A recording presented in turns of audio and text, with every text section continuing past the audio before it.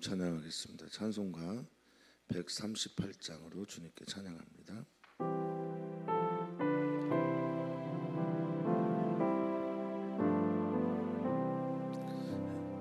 햇빛을 받는 곳마다 주 예수 다스리시고 이 세상 끝날 때까지 그 나라 왕성하리라. 주님을 찬양하면서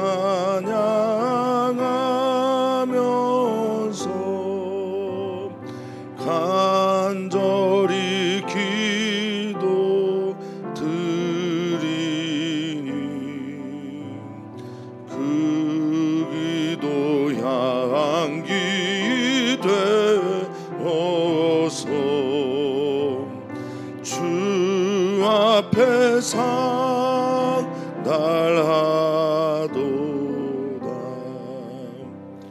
온 세상 모든 사람들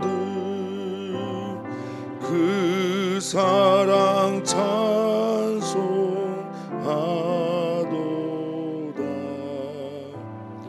어린이들도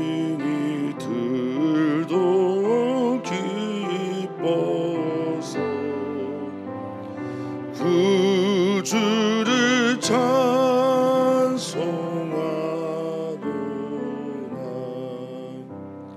주 예수 계신 곳마다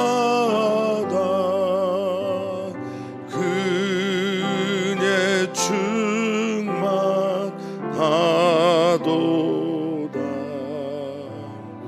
고나고 지친 사람들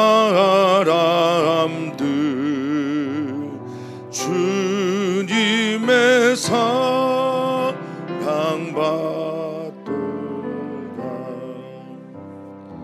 이 세상 모든 만물아 주 앞에 경배하여라.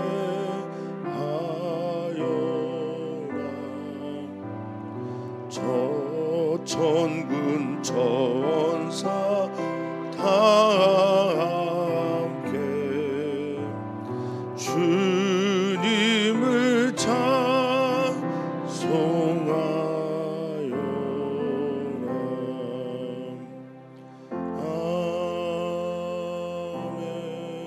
아멘. 하나님 감사합니다. 하나님께 감사한 여러 가지 이유로 오늘을 열게 하시니 감사를 드립니다. 오늘 우리가 숨을 쉬는 것도 감사, 하나님께 나와 찬양과 영광을 돌릴 수 있는 것도 감사, 말씀의 시간이 되어 말씀을 묵상할 수 있음도 감사, 모든 것이 감사한 우리들의 오늘이 되게 하여 주시고, 우리 사랑하는 성도들의 삶의 자리에서 그래서 감사할 때도 있고 그럼에도 불구하고 감사하면서 오늘 하나님을 깊이 만나는 은혜의 시간이 되게 주시옵소서. 만나는 모든 영혼들 그들에게서 하나님의 형상을 발견하게 하여 주시고, 마치 그들이 어마어마한 일로 나를 만나게 될 때 우리를 통하여 그들이 하나님을 만나볼 수 있는 영광도 허락하여 주시옵소서. 오늘 주님의 날이 되기를 소망하며 사랑 많으신 예수님의 이름으로 기도하옵나이다. 아멘. 아멘. 하나님 말씀 함께 보겠습니다. 하나님 말씀은 스가랴서 14장 9절에서 15절까지 말씀입니다. 스가랴서 14장 9절에서 15절까지 말씀 한 목소리로 읽겠습니다. 여호와께서 천하의 왕이 되시리니 그 날에는 여호와께서 홀로 한 분이실 것이요 그의 이름이 홀로 하나이실 것이라. 온 땅이 아라바 같이 되되 게바에서 예루살렘 남쪽 림몬까지 이를 것이며 예루살렘이 높이 들려 그 본처에 있으리니 베냐민 문에서부터 천문 자리와 성모퉁이 문까지 또 하나넬 망대에서부터 왕의 포도주 짜는 곳까지라. 사람이 그 가운데 살며 다시는 저주가 있지 아니리 하리니 예루살렘이 평안히 서리로다. 예루살렘을 친 모든 백성에게 여호와께서 내리실 재앙은 이러하니 곧 섰을 때 그들의 살이 썩으며 그들의 눈동자가 눈구멍 속에서 썩으며 그들의 혀가 입속에서 썩을 것이요 그날에 여호와께서 그들을 크게 요란하게 하시리니 피차 손으로 붙잡으며 피차 손을 들어 칠 것이며 유다도 예루살렘에서 싸우리니 이때 사방에 있는 이방 나라들의 보화 곧 금은과 의복이 심히 많이 모여질 것이요 또 말과 노새와 낙타와 나귀와 그 진에 있는 모든 가축에게 미칠 재앙도 그 재앙과 같으리라. 아멘. 아멘. 하나님은 우리의 하나님이실 뿐만 아니라 천하 만국에서도 하나님이 되심을 우리는 믿습니다. 하나님은 모든 땅에 계시며 그 모든 땅에서 하나님의 통치를 이루어 가시는 분이 우리의 하나님임을 믿습니다. 그래서 시편 기자는 말합니다. 온 땅이 하나님께 속해 있다라고 고백하고 그렇게 노래하고 있습니다. 우리는 이 모든 것들을 진리로 알고 살고 있습니다. 사람들은 어떻게 하든지 또 어떻게 보든지 우리에게 하나님은 이 세상 가운데 유일하고 영원한 왕이 되신 하나님을 믿고 선포합니다. 그것을 우리만이 아니라 모든 세상의 사람들도 알게 되는 것, 그것이 우리의 비전이며 성경의 약속이라고 저는 믿습니다.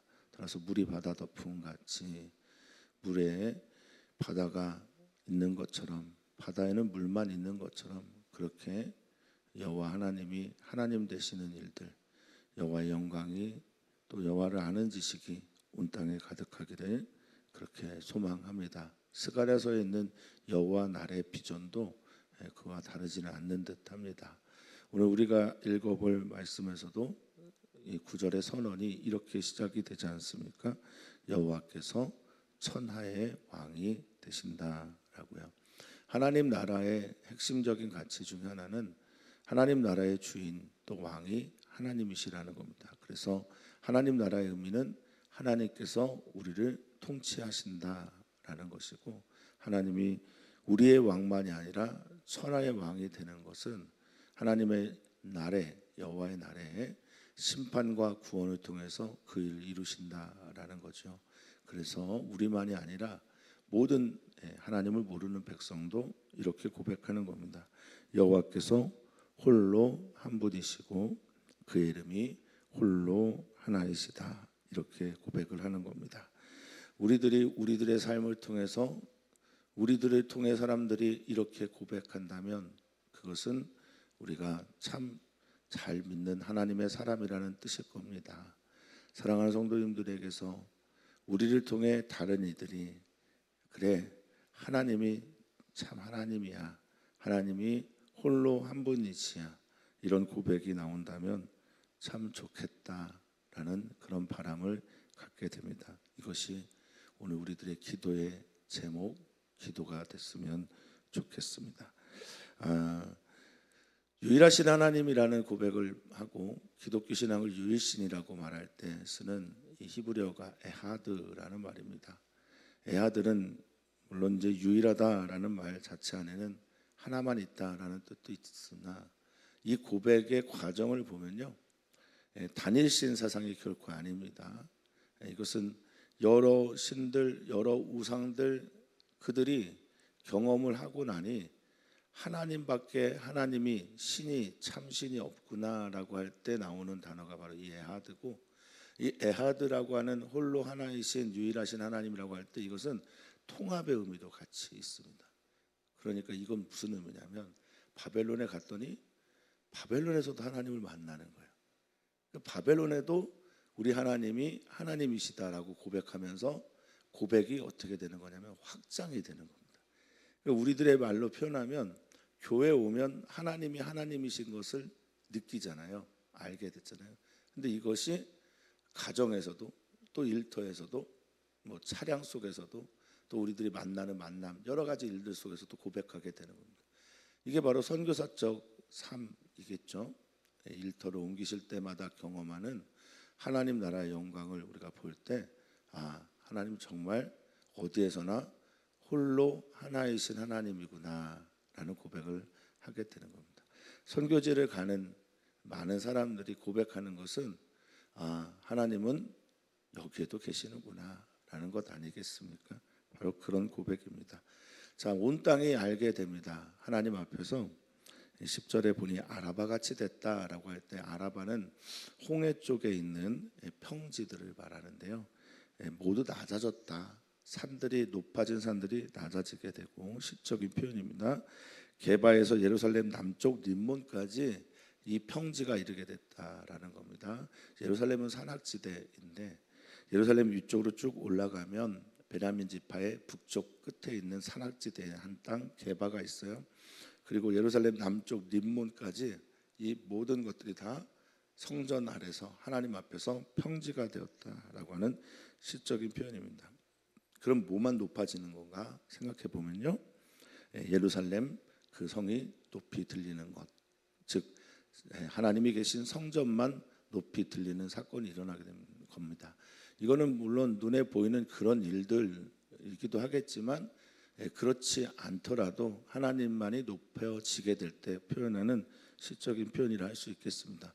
자, 그런데 모든 땅들이 평지가 됐다라고 하는 건 무슨 말일까 생각해 보면 모두가 다 안전한 땅이 되었다라는 의미가 아닌가 싶기도 합니다. 요새가 필요 없고 산성도 필요 없는, 그래서 안전한 안전지대가 되었다라고 말을 하고요. 그리고 이 예루살렘이 높이 들리는데 이 예루살렘 성벽의 이 모든 것들을 그냥 짧게 베냐민 문에서부터 왕의 포도주 짜는 것까지 이렇게 성문들을 말을 했어요.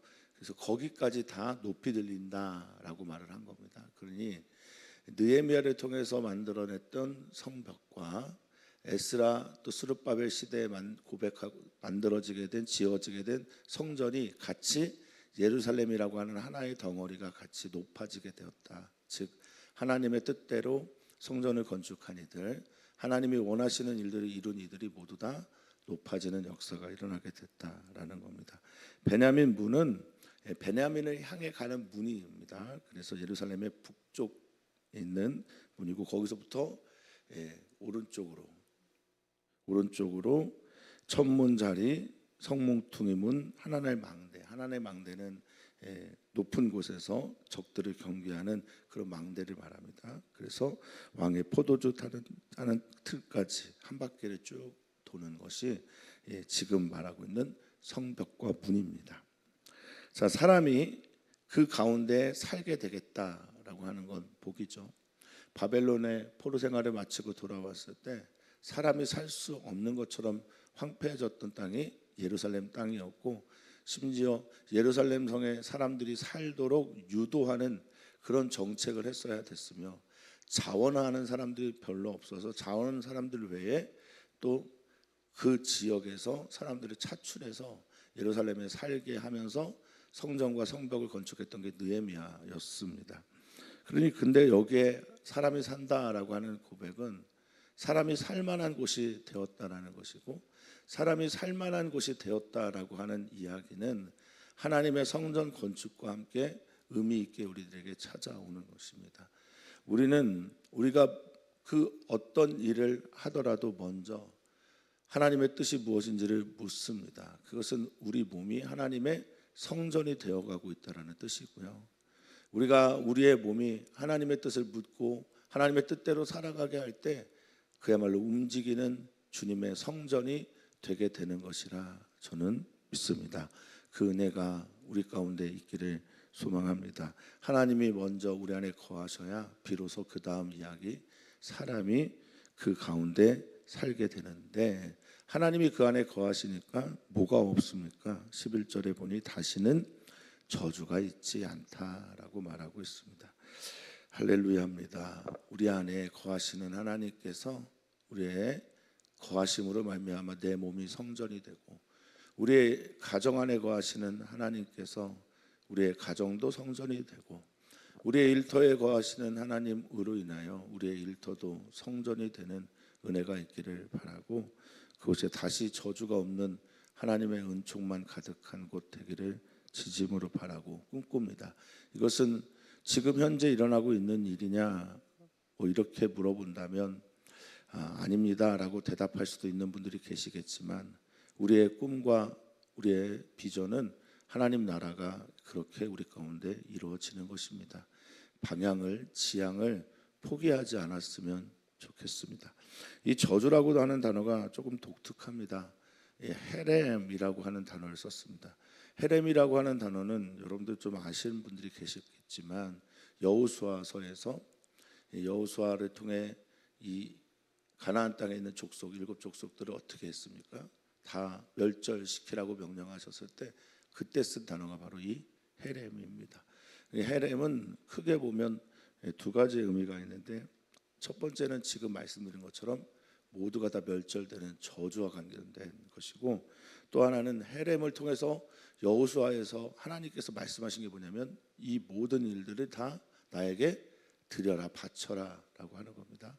그래서 이 헤렘의 두 번째 의미는 하나님께 모든 것을 다 바치는 것입니다. 바쳐진 것이죠. 지금의 저주는 몰살입니다. 몰살. 그러니까 그런 헤렘이 다시는 일어나지 않을 거고, 그렇게 되면 예루살렘은 어떻게 됩니까? 평안히 서게 되는 겁니다. 평안히 살 수 있게 되는 겁니다. 예루살렘의 그 이름의 뜻처럼 평화의 도시가 비로소 되는 거죠. 여기 이 평안이라는 건 안전하다는 뜻이겠죠. 그리고 확신 가운데 서는 거죠. 제가 종종 말씀드리지만, 우리나라의 이 K컬처라고 하는 한국 문화가 이렇게 발전할 수 있었던 것은 70여 년 동안이나 전쟁이 없었기 때문에 그래요. 한국사를 살펴보면 적어도 50년 안에는 한두 번의 큰 전쟁이 있었거든요. 그러면 문화가 발달할 수가 없습니다. 여기도 지금 똑같습니다. 평안하고 안전한 곳이 되려면 하나님 거하셔야 되고, 다시 저주가 없어야 되고, 그렇게 전쟁이 없을 때 안전하게 살 수 있는 겁니다. 여호와의 날은 하나님의 백성들에게는 구원입니다. 평안히 살 수 있고 감사하며 살 수 있는 구원인데, 하나님을 대적하는 이들에게는 무엇입니까? 심판이라고 할 수 있겠습니다. 12절에 보니까 예루살렘을 친 모든 백성을 향한 하나님의 심판, 이것이 임하게 되는데, 예전에 예루살렘은 하나님이 모시는, 하나님과 함께 있다고 고백하는 성전이 있었음에도 불구하고 하나님이 없는 백성이었어요. 그런데 지금 예루살렘은 어떤 겁니까? 하나님의 성전이 새로 세워진 그 하나님의 백성들을 친 이들에게, 하나님의 뜻대로 살아가는 이들에게 예루살렘에 여호와께서 재앙을 내리신다라고 말하고 있습니다. 이 재앙은 재앙 그 자체이기도 되지만 역병도 됩니다. 그래서 그 역병이 그들을 어떻게 합니까? 살을 썩게 하고, 그리고 눈동자는 이제 눈을 볼 수 있는 건데, 눈동자를 눈동자 되게 하는 그런 의미예요. 여기서는 눈구멍이라고 하는 것은 근원까지 썩게 하는 거예요. 그러니까 살만 썩는 게 아니라 살 속도 썩는 것이고, 눈동자만 썩는 게 아니라 눈동자의 근원이 되는 것도 썩는 겁니다. 똑같이 그들의 혀만 썩는 게 아니라 혀 입속까지 썩어지게 된다라는 것이 하나님의 내리실 심판이고 재앙입니다. 이 썩다라고 하는 이 마카크라는 히브리어는 녹이다, 그리고 녹여졌기 때문에 쇠잔해지는 거예요. 힘이 하나도 없는 거예요. 그리고 수척해지고 상해지고 사가지는 것을 말할 때 쓰는 겁니다. 그러니까 더 이상 쓸모없는, 쓸 수 없는 살과 눈과 혀, 입이 되었다, 말이 되었다라는 겁니다. 그러니까 하나님께서 하나님을 모독하는 모든 것들의 말들을 제거하시고, 그리고 높아진 눈들을 썩게 하십니다. 자신의 몸뚱이를 자랑했던 그 모든 사람들이 쇠잔해지고 썩어지는 경험을 하게 하신다라는 겁니다. 그날입니다. 여호와의 날. 그날에 13절에 보면 그들을 크게 요란하게 하셨다라고 하니 이게 자중질환을 일으키시는 거죠. 자기 안에서 서로가 악을 행하기 위해서 연합군이 되어 손을 잡았는데 이제는 서로가 서로의 손을 붙잡으면서 서로 손을 들어 치는, 하나님께서 그렇게 만들어 가신다. 그러니까 예루살렘을 치기 위해서 연합군이 되어 들어왔던 그들이 이제 하나님 앞에서 하나님이 요란하고 혼란스럽게 하시니 서로가 서로에게 등 돌린 자가 되어 서로가 서로를 찔러 죽이는, 치는 그런 사건을 주님께서 일으키신다라는 겁니다. 하나님께서 이렇게까지 역전을 시키신다고 하십니다. 하나님은 뒤집어 놓으시는 하나님이시고 높은 곳을 낮게, 평지를 저 골짜기 아래에 있는 이들을 높은 곳으로 올리시는 분이 하나님이십니다. 핵심적인 질문은 무엇일까? 어떻게 이런 일이 일어날까라고 할 때 스가랴 선지자를 통해서 반복해서 말씀하시는 그것은 너의 중심에 내가 돌아갈 성전이 있어야 한다라는 것입니다. 주님이 계시면 우리는 안전합니다. 주님이 우리 안에 계시면 죽음도 우리를 어떻게 하지 못합니다. 주님이 우리 안에 계시면 우리는 만족합니다. 그 은혜와 사랑의 고백이 우리 가운데 있기를 간절히 바라고 소망합니다. 자, 14절입니다. 예루살렘과 유다가 아까 제가 말씀드린 것처럼 예루살렘과 유다를 구분하는 것은 예전에는 예루살렘 중심으로 남한국 유다가 움직였는데 바벨론 포로 이후에 오니 유다 따로 예루살렘 따로거든요.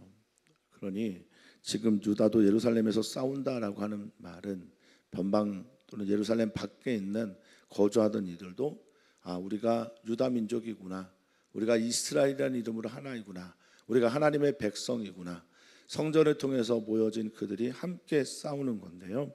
이때 사방에 있는 이방 나라들, 그들이 만들어낸 보화, 이게 이제 이 보화라는 것이 하일이라고 하는 히브리어를 썼어요. 이 보화는 그냥 보화만은 아닙니다. 그 재물로 만들어낸 힘이죠. 그러니까 재물이 많이 쌓여 있었습니다. 그리고 거기에는 그걸로 만들어낸 군대, 힘, 이런 것들도 같이 있었어요. 근데 이 모든 것들, 금, 은, 의복, 힘이 많이 모여져 있는데 이 모이다라고 하는 단어가 매우 중요한 단어인데 여기서는 다른 것들은 썩어지고 없어지고 자기끼리 치고 그러면 여기 그냥 모여 있다라고 하는 의미 이상의 것이 있을 것 아닙니까? 그냥 모여만 있는 게 아니에요. 이 아사프라고 하는 이 모이다라고 하는 단어는 긁어 모으다는 뜻만 있는 게 아니라 제거하다, 없어지다라는 것도 있어요. 그러니까 이방 나라 민족들이 모여서 예루살렘을 치려고 할 때 그들의 연합은 돈에 의한 것이었고 그걸로 군대를 만들어낸 것이었는데 그것들이 모두 다 이스라엘 백성들에게, 유다 민족과 그리고 예루살렘에 사는 사람들에게 빼앗기게 되는 거예요. 갖다 바치게 되는 겁니다. 그러니까 우리를 치러 온 재물이, 우리를 공격하러 온 군대가 더 이상 힘을 쓰지 못하는 겁니다. 심지어 이 하나님의 재앙은 누구에게까지 임했냐면 15절에 보면 말과 노새와 낙타, 낙이 그 진에 있는 모든 가축, 모든 가축. 그러니까 이 피조물들이 무슨 죄가 있겠습니까? 주인이 시키는 대로 하는 건데 굉장히 상징적인 의미죠. 하나님을 향하여 공격하러 온, 하나님이 계신 성전을 향해 공격하러 온 모든 종류의 숨쉬는 것들은 다 이 재앙을 받게 된다라고 말을 합니다. 이 재앙은 12절에 말한 바로 살이 썩어지고 눈 동자와 눈 골까지 썩어지며 그들의 혀 아니라 혀 입 속에 있는 그런 모든 것들까지 썩어지게 되는 재앙, 연병, 이것이 모든 가축에까지 임한다라고 성경은 말하고 있습니다. 하나님은 하나님이 어떤 분인지를 드러내심으로 우리 모두가 이렇게 고백하기를 원하고 계십니다. 여호와 하나님은 천하의 왕이십니다. 여호와 하나님은 홀로 한 분이신 하나님이십니다. 우리 사랑하는 성도님들에게 하나님의 구원이 임하기를 진심으로 축복하고 축원합니다. 그러할 때 우리는 고백합니다. 우리 하나님이 나의 영원한 아버지가 되신다. 그리고 또한 고백합니다. 우리를 보고 있는 저 하나님 믿는 사람들이 어떻게 사나 보자라고 하는 이들에게도 하나님이 하나님 되는 역사가 우리로 인해 있기를 바랍니다. 구원과 기쁨과 회복이 오늘 우리 사랑하는 모든 성도들의 삶 속에 있기를 축복합니다. 그 가운데 주의 성전이 있고 그 성전 대신 주님을 중심으로 오늘의 삶을 살아내므로 오늘의 삶이 주님께서 허락하신 축제가 되기를 간절히 기원합니다. 사랑하는 성도님들, 오늘 우리는 기도합니다. 우리의 가정을 위해 기도합니다. 우리의 가정의 중심에 하나님이 계시기를 기도합니다. 또한 기도합니다. 우리 선교사들의 가정과 선교사들의 자녀들 생각나시는 대로 기도해 주시면 감사하겠습니다. 또한 축복하며 기도합니다. 우리의 일터를 위해 기도합니다. 하나님, 그 일터에서 하나님으로 드러나게 되기를 소망합니다. 일터를 축복합니다. 또한 2주 남았습니다. 2주 후에 수능 시험을 보는 우리 사랑하는 형제들이 있습니다. 친구들이 있습니다. 위에서 기도해 주시면 감사하겠습니다. 엘리랑 단기 선교도 이제 4주 남았습니다. 기도해 주시면 감사하겠습니다. 하나님, 감사합니다. 우리가 하나님을 믿게 된 것이 정말로 감사합니다. 하나님을 믿는 이 믿음이 얼마나 큰 복인지, 얼마나 우리를 행복하게 하고 우리를 기쁘게 하고 우리의 삶을 긍정하게 하는지요. 오 주님, 그 하나님을 우리의 마음 깊은 곳 중심에 모시며 살아가는 우리 사랑하는 성도들이 자신의 몸이 하나님의 거하시는 성전 되게 하여 주심을 기뻐하고 믿게 하여 주시고, 성전답게 오늘을 움직이는 하나님의 성전이 되어 살아가게 하여 주시옵소서. 감사함 예수님의 이름으로 기도하옵나이다. 아멘.